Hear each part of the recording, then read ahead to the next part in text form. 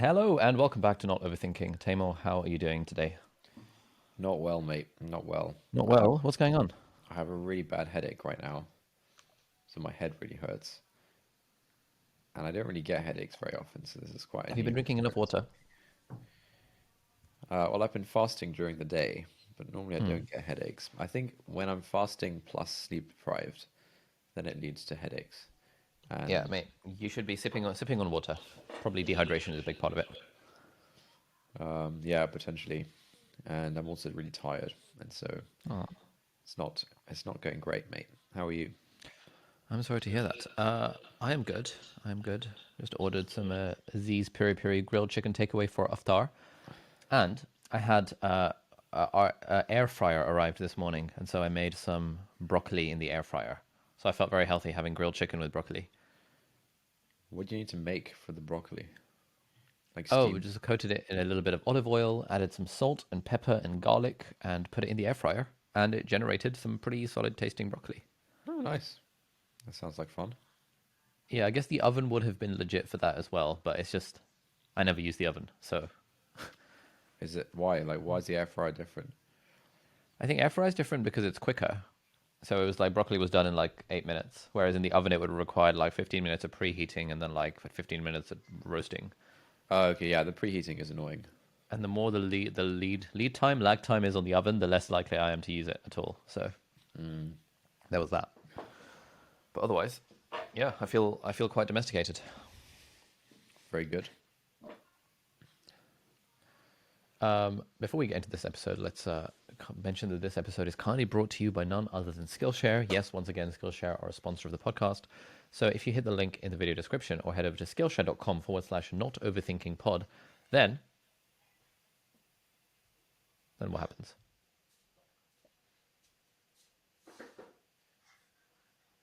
Then the first 1,000 people to hit that link will get a free trial to Skillshare, and then during your free trial, you can check out my brand new Skillshare class, Productivity for Creators: How to Start a Successful Side Hustle.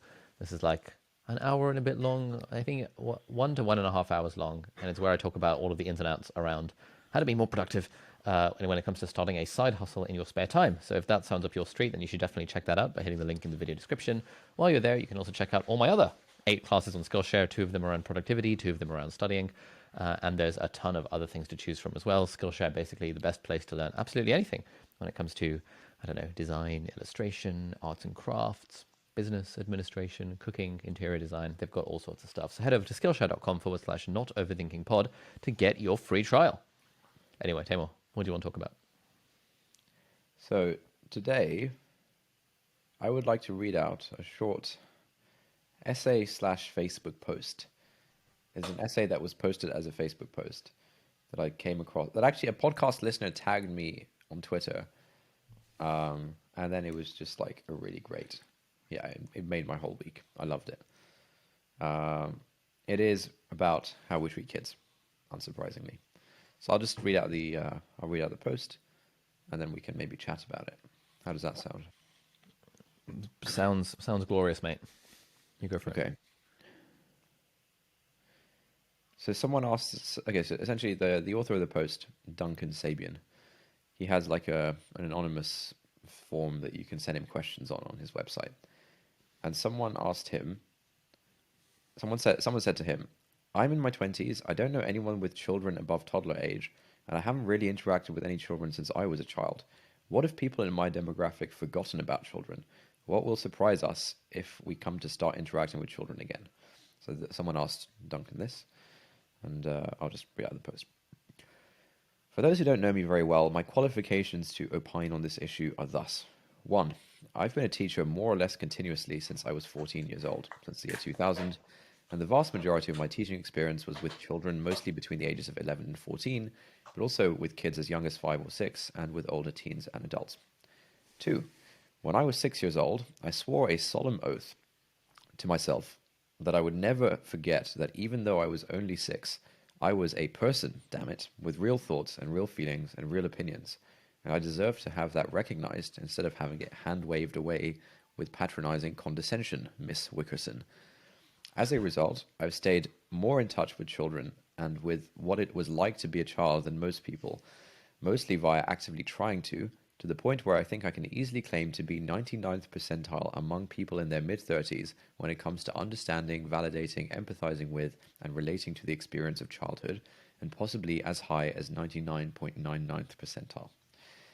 In particular, I have a lot of carefully catalogued and in many cases externally verified / double checked memories of watching the people around me transition from trusting and validating and respecting themselves at the time to mysteriously dismissing and marginalizing and belittling those very same selves months or years later. I've watched friends and family do a kind of episodic shift where they're suddenly talking smack about and dunking on a person, the person being past them in the past, that I knew and admired and respected, as if present to them is somehow fundamentally, qualitatively different or better. And in many cases, I can just straightforwardly see that this is not true. I noticed myself spiraling away from the actual question, though, so to refocus, things that 20 and 25 and 30 and 35-year-olds who haven't been a kid for a while and haven't interacted with kids for a while and who've sort of drunk the basic cultural Kool-Aid of forgetting what it was like include, but are not limited to, 1, kids are exceptionally robust. 2, kids are fully realized persons. 3, kids and their reactions to things 100% make sense. And 4, kids care. And so for each of these 4 things, he's written something. So 1, kids are exceptionally robust. We're used to thinking of kids as fragile because they tend to get triggered pretty easily. Kids have less emotional self-regulation on average and are more likely to melt down or throw tantrums or pick fights. On a minute-to-minute level, kids seem much more destructible and vulnerable than teens or adults. But when it comes to being able to handle curveballs, being able to bend and then spring back into shape, being able to absorb hits and somehow put it together and still end up as fully functional human beings, kids are way less brittle than grown-ups. The thing that makes injury or abuse of children so horrible is that they're figuring out how the world works. And if you show them that the world is a cold and unfeeling place, they'll just adapt to that, and that's a worse way to live. But in terms of sheer raw ability to cope, kids are incredibly robust. This particularly pops up for me when I see parents stridently and vehemently objecting to having their children exposed to truths about the world, such as the fact that people are sometimes violent, or that drug addiction and homelessness leave devastating effects on individuals and communities, or that, did you know, people sometimes do this sex thing. There seems to be some imagined perfect innocence that A, ought to be preserved, and B, will, when it's lost, incur injury. Like once you find out these things, you're suddenly going to be worse off than when you were lied to about how the world works. Nope, nope, nope.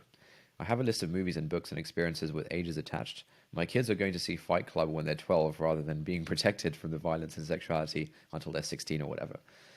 Let's hold off on these disappointing blows to one's worldview until they're old enough and robust enough to handle it, is the steel man of the other side. But in practice, I think it's, let's hold off on these disappointing blows to one's worldview until they've built up a lot more assumptions and coping mechanisms around the fake way that the world doesn't work, and also they've lost a lot of their youthful flexibility and regenerative ability.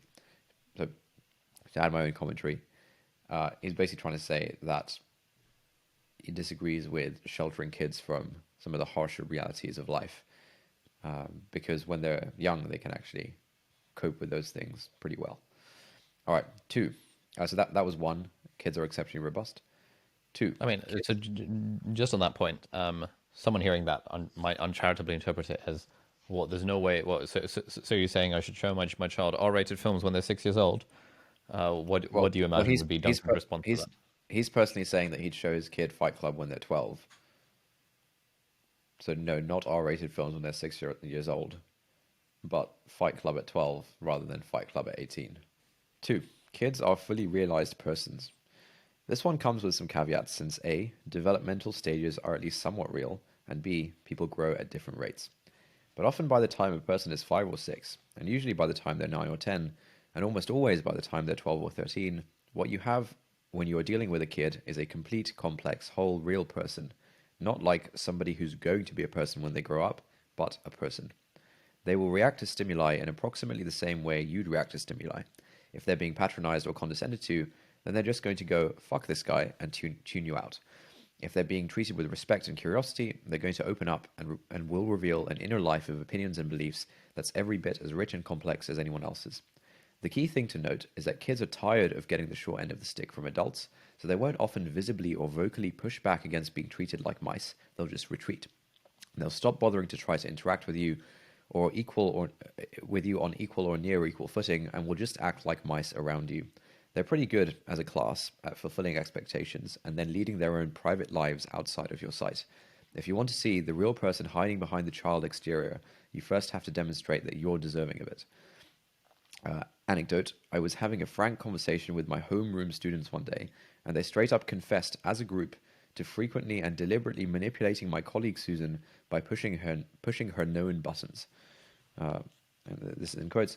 If we don't feel like working, we just pull up something from Google News and ask her about it, and she goes off on a rant, and then we don't have to do any work that day. End quote. This wasn't random childish behavior. This was exactly the same sort of strategic behavior you see from, say, office drones in The Office or Office Space TV shows. It was the same sort of response you might get out of a mature, reasonable adult if they were trapped in a context where they weren't going to get any value and didn't have any reason to buy into the system. All right, so that was 2. Kids are fully realized persons. 3. Kids and their reactions to things 100% make sense. Kids aren't random. Kids aren't crazy. Kids aren't incomprehensible. Kids lack experience. They lack context. They have vast holes in their understanding of how the world works. This causes them to make leaps that don't make sense to someone who has richer or more accurate assumptions. This causes some of their choices to seem really weird if you can't let go of your preconceptions. This causes their reactions to be disproportionate. But it takes extremely little digging before you get to an underlying model that perfectly explains whatever nonsense you just witnessed. Sometimes, sure, kids just get a wild idea in their heads and run with it, and the underlying model is just, I don't know, it seemed like it would be fun. But often, if a kid is furious, if a kid is emotional, if a kid is weirdly fixated on trucks or dinosaurs or climate change, if a kid seems stridently insistent that we absolutely must do X, if you just look, you'll find the reasons why. Or rather, if you just look and you haven't already gotten yourself written off, you'll find the reasons why. This is part of the trap. If you haven't built up sufficient trust to overcome the default skepticism that most kids rightly have towards adults in general, then you'll try to look for reasons and the kid won't open up, thereby confirming that there was no underlying model and that kids are just crazy, which further pushes the two sides apart. So the point he's making here is a point that I made on one of the earlier podcasts about the topic, which is that if kids seem to have weird views on things or think sort of seemingly stupid things, it's not because they can't think correctly. It's just that they're missing some facts, and the model that they have of the world makes perfect sense given the facts that they currently know. And so you can't really, we often confuse a lack of knowledge with a actual, stupidity or something. Okay, yeah. So that was 3. Kids and the reactions to things 100% make sense. And 4, kids care. I include this one at the end because it's the least likely to surprise you, but also it seems worth mentioning and reinforcing. Kids care. Kids care about different things, and they're not all motivated by the same stuff, but they care a lot. Kids take things seriously. Kids take models seriously. They're trying to figure out how the world works, and they'll often jump straight to logical conclusions or carry out reasoning much further than adults expect, and then they will care about the result. They often haven't learned that the world is messy and confusing and full of gradients and shades of grey, so they haven't learned to give up on things like certainty and hope and clear lines between right and wrong. So don't be surprised if you tell a kid X and they leap straight to therefore Y. And don't be afraid if you tell a kid X and they respond with, but you're doing this thing which is emphatically not X. What's up with that? Man, I could go on for a long time. I should stop here. Anyway, that's the post. So I guess there were like the 4 points were: 1, kids are exceptionally robust; 2, kids are fully realized persons; 3, kids' reactions to things 100% make sense; and 4, kids care. I think the fully realized persons thing, I mean, obviously, I'm fully bought into that, and I've been harking on about that. But I think the thing he mentions about if a kid is like patronized or condescended to, they're just going to tune the other person out, and sort of they have completely sort of whole and rich inner lives of their own, and the fact that adults don't know about this is just because kids generally don't trust adults to welcome them into their world, and I think I felt this quite strongly growing up. There was this sort of kids world, and then you sort of, there was like the adults world, and you sort of interacted with adults in a certain way, but it was out of the question that like they would be understanding of the kids' world. Or, you know, do you know what I mean? Yeah, very much so. I mean, when we used to go to like family gatherings and stuff, there would very much be an adults versus kids divide.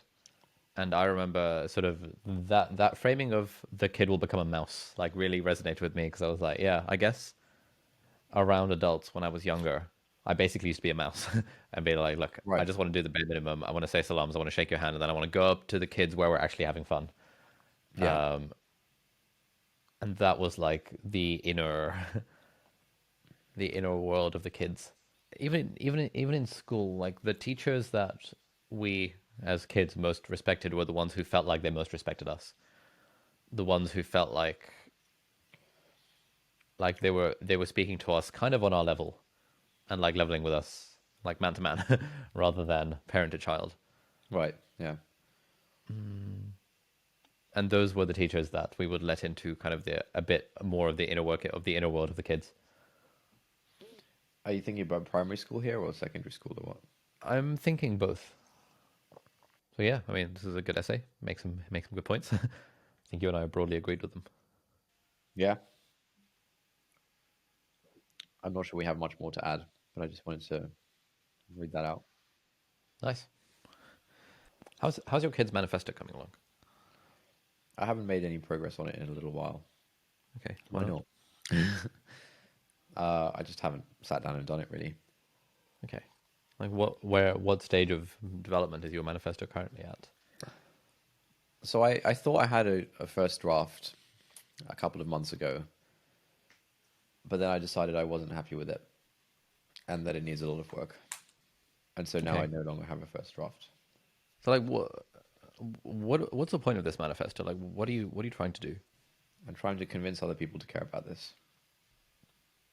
Care about this as like a broad topic, or are there any specific points you're trying to convince them of? I mean, yeah, there's some specific points, but the goal of the manifesto as a whole would be to convince anyone reading it that this is an important thing and that they should care about it. Okay, And like kids should be respected and treated as individuals rather than as yeah, property. all that good This stuff. sort of Yeah. stuff. Okay, why were you not happy with the first draft? I didn't think it was convincing enough. Oh, fair Yeah. enough. You're planning to make progress on it anytime soon? I haven't specifically carved out any time for it anytime soon. We were planning to do some like cottage retreat or something where. Yeah, yeah, we need to do that. Yeah, we've got something booked for mid-May. I think I'll bash it out then. Yeah. Okay. A little Cornwall trip. It seems reasonable. Anything else we want to chit chat about? I have this article this blog post that I read on Scott Alexander. But I think that will take up a whole episode. So, Yeah, well, I don't know if it will, but like it would be worth having that as a specific discussion point. cool. I mean, I'd be happy to end things there. I have this really bad headache, so I don't think I'm going to be much fun on this week's episode. Alrighty. Maybe we can read Good. out a review and Yeah, go for it. night. Another exciting news. I got my gaming PC the other day. Oh yeah, how's that going? It's a bit underwhelming, not gonna lie. Why? It's just like I feel like I really hyped it up in my head that, oh my god, when I play World of Warcraft on ultra settings, it's going to be significantly better, and it's not significantly better. And now I'm thinking, well, I've got a big sunk cost in this gaming PC. Maybe I should actually start playing PC games. But if I think of like when I have leisure time, I would like if anything, I'd rather sit on the couch and play on the PS5 than I would sit on my desk and continue and play on the PC because I sit on my Really? desk all day anyway. Oh, okay. So it's like at the very minimum, I'd like some level of context switch there. But I'm kind of curious. I might download like The Witcher or Assassin's Creed Valhalla or some kind of game like that and just see how it runs and see if it's fun. Because like most people I know who are into PC gaming have tried console gaming and have said that PC gaming is just better. So I'm curious about what that experience is like. Yeah, I get the sense that hardcore gamers tend to be on PC rather than on console. I guess it also depends on the game. Like, I think like Call of Duty and stuff is probably more console-y. I don't know. Like, I feel like you can be better at Call of Duty if you're on PC, right? I know. I think they account for it. Like, They do, like with sort of aim assist and all this sort of stuff, but I don't know. yeah, yeah. I don't know the details, to be honest. I'm not much of a Yeah. gamer myself. And so I you're mean, actually I'm going to keep. intrigued. Are you going to keep having these two separate computers, like your gaming PC and your normal Mac? Yeah, like I can't imagine switching to Windows. Uh, I just hate Windows. Even the process of setting this up, having to install drivers and things like what the hell is that? Yeah. I got like a .NET 2.0 framework wizard that rocked up at some point. I was like, bloody hell! I've not seen this in like 10 years. Yeah. Like, why is this still a thing? Yeah. Yeah, I had to download some drivers. I had to figure out what the hell X32 and X86 and X64 meant. Like, oh my goodness, this is just not the Mac experience, but it's fine. Um, I'm intrigued by the idea of diving into like a kind of like a single player, story driven type game, something like The Witcher or Assassin's Creed, and feeling if I can kind of get lost in that sort of universe like I would in, for example, a fantasy audiobook. Right. Yeah. So I kind of like the idea of doing that because I think a game like World of Warcraft is not so immersive. You're not really playing for the storyline, Right. whereas often with these kind of single player RPG type games, you are sort of playing for the storyline. So I don't know. We'll see. So you don't recommend that people buy an Alienware PC? For now, not really. Especially because like World of Warcraft is not one of those particularly graphics intensive games that massively benefits from having a Mm. dense gaming PC powering it. Yeah. But yeah, in fact, I might ask in our Slack group, be like, what video game would people recommend I download, um, and I might try something out. It's a bit rogue because like I was looking at my WoW playtime the other day. It's like in the last few weeks I've played it for about 4 days full stop, 4 days nonstop, which is like 12 8-hour working days that I've effectively lost through playing World of Warcraft. And I was kind of thinking in those terms that do I want to think of it as like lost productivity? That had I spent 12 entire days focusing on writing my book, I would have finished the book by now. But instead, I spent 12 whole days playing World of Warcraft. But then it's like playing video games is one of those things that I can do when I'm not feeling like doing work, Mm. and I'm trying to be more okay with letting my emotional sort of how I'm feeling dictate some to an extent what I'm doing with my time. So these days, Doesn't my wait, bar wait. for this is But doesn't this yeah. go against your whole motivation is a myth thing and like, oh, you don't Oh need yeah, to. it does. But like my motivation thing is like a midwit sort of Okay, so you no longer stand by stopgap. it. I mean, I do stand by it. I think these are all models like, and the utility of a model depends on the person who needs the model. For a lot of Right. people, motivation is a myth. Discipline is the way forward. Screw how you're feeling and do the thing anyway. Is genuinely useful advice.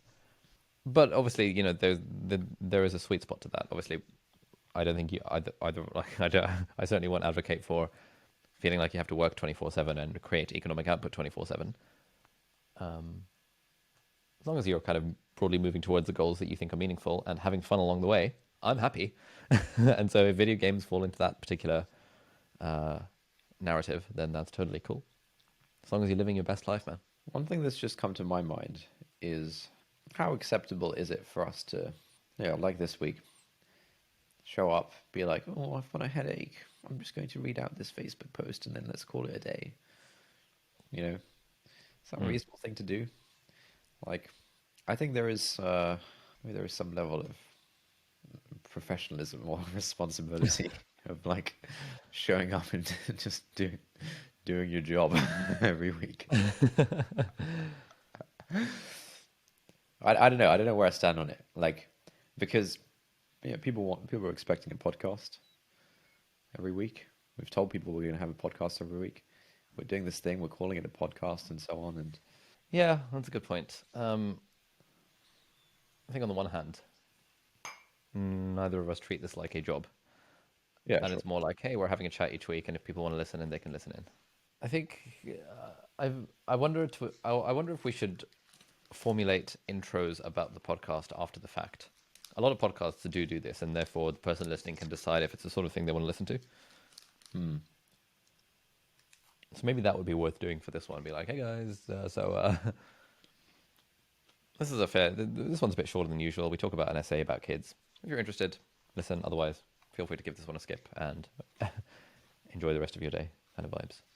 I feel like if people are listening to the podcast, it's because they want to be listening to it. And if someone doesn't get value out of it, it's very easy to stop the podcast and do something else. So generally, Oh, no, I no. don't. What am I trying to suggest? I'm not trying to say that, like, I think minute for minute, this episode is probably more valuable or whatever than the longer episodes, right? But yeah, my point is just like, is it okay for us to have this mindset of like, oh, I'm not feeling it today? I think it is. I think it's fine. I think also like it's also totally fine to just like not have an episode some weeks. Like who actually cares? It's like the thing that Paul Millard and Kay He both have said at various interval points, which is that, like, for example, if you're having an email newsletter and you're doing it every week, it is okay to take a week off. Like, people, like, occasionally people might be like, oh, I was looking forward to your newsletter this week and it didn't arrive. But, like, really, it doesn't actually make any difference in the grand scheme of things if you skip a week. And if it's going to be Look, better for your mental we do health to skip a week. we do skip weeks though, right? Like the episode before last was an in-between episode because we Yeah, we do. decided not to Yeah. record one. Yeah, we didn't have time. Well, we didn't make the time to record one. It was an in-between episode. That's fine. But even in in-between episode, I think is a pretty pretty reasonable. Like, we can just not have an episode some weeks. It's not a big deal. Like, no one will actually care. And so I think if you're feeling particularly like, I think it's pretty it's pretty clear that for both of us, this podcast is not a particularly high priority item in our lives relative to normal work and real life. Podcast comes, somewhere on the list of priorities, but certainly not position 1 and 2. Yeah. And so if you've got a really bad headache and you're not feeling it, then I don't think anyone would be like, oh, actually, we want to make sure that this is a job. You need to rock up and perform. I see. Yeah. Which I think is the benefit of doing podcasts like this, where it does have that kind of casual vibe, and it's not all right, welcome back in this week's episode, where it's sort of like a live on air every single week, showing up and doing your job thing. Who Yeah, knows? I'll have more of a think about this. I'm not sure where I stand. All right, I'll read a review, and then we can call it a night. This review is entitled "Engaging and Insightful Podcast." It's a 5-star review from user_con in Sweden. They say, "Really enjoy your podcast. I listen to it whenever I go for a run, and I'm always excited to hear the microaggressive debates between Ali and his brother. Bringing on new guests also adds a lot of flavor and keeps things interesting. Please keep making them." Thank you to user Kwon in Sweden for that review. Nice. Microaggressive debates. It's interesting. Nice. Love it. All right. Thanks a lot for Right, listening. good stuff. See you Thanks for next listening, everyone. We'll see you later. That's it for this week. Thank you for listening. If you like this episode, please leave us a review on Apple Podcasts or on the Apple Podcasts website if you're not using an iPhone. There's a link in the show notes. If you've got any thoughts on this episode or any ideas for new podcast topics, we'd love to get an audio message from you with your conundrum, question, or just anything that we could discuss. Yeah, if you're up for having your voice played on the podcast and your question being the springboard for our discussion, email us an audio file MP3 or voice note to hi@notoverthinking.com. If you've got thoughts but you'd rather not have your voice played publicly, that's fine as well. Tweet or DM us at @NOverthinking on Twitter, please. Thanks again for listening, and we'll see you next time.